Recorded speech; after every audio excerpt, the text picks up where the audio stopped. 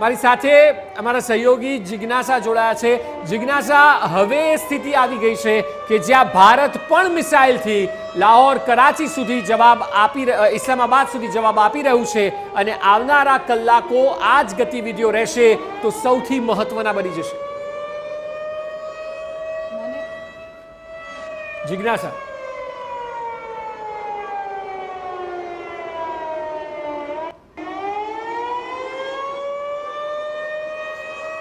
तो हाल जे प्रमाणेना समाचार छे, आ सायरननो अवाज आप सांभળી શકો છો। लगभग बिल्कुल एक दिवस पहला आ प्रकारे जे मॉक ड्रिलનું આયોજન કરવામાં આવ્યું હતું, હવે તેનું મહત્વ સમજાય છે કારણ કે ભારત સરકારે પહેલેથી જ દૂરંદેશી હતી કે એક હુમલા બાદ પાકિસ્તાન તેની નાપાક હરકતથી બાજ નહીં આવે અને ત્યારબાદ હુમલા પર હુમલા કરશે અને એટલા માટે જ હવે અનેક એવા જે જિલ્લાઓ છે, અનેક ગામો છે તેમાં અત્યારથી જ બ્લેકઆઉટ કરી દેવામાં આવ્યું છે અને પાકિસ્તાનથી બચવા માટેના તમામ પ્રયાસ પણ કરવામાં આવી રહ્યા છે। ભારતનો એ આખો પટ્ટો જ્યાં પાકિસ્તાનની બોર્ડર લાગે છે ત્યાં S-400 સહિત એ તમામ એર ડિફેન્સ સિસ્ટમ અત્યારથી જ સક્રિય કરવામાં આવી છે, પરંતુ તેમ છતાં સાવચેતીના ભાગરૂપે કુલ 18 જે જિલ્લાઓ છે તેમાં હાલ બ્લેકઆઉટના આદેશ આપવામાં આવ્યા છે અને ખાસ કરીને બનાસકાંઠા અને કચ્છનો એ આખો પટ્ટો ત્યાં પણ બ્લેકઆઉટના આદેશ અને હાઈ અલર્ટ પર આખી સિચ્યુએશનને મૂકવામાં આવી છે। આ દ્રશ્યો જોઈ શકો છો કેવી રીતે આપણી એર ડિફેન્સ સિસ્ટમ એક બાદ એક તમામ મિસાઇલોને હવામાં જ ટાર્ગેટ કરીને નેસ્ત નાબૂદ કરે છે।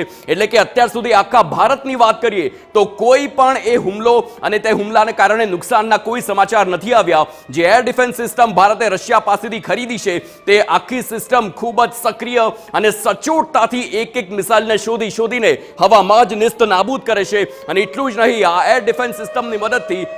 અલગ અલગ પર આપ જોઈ શકો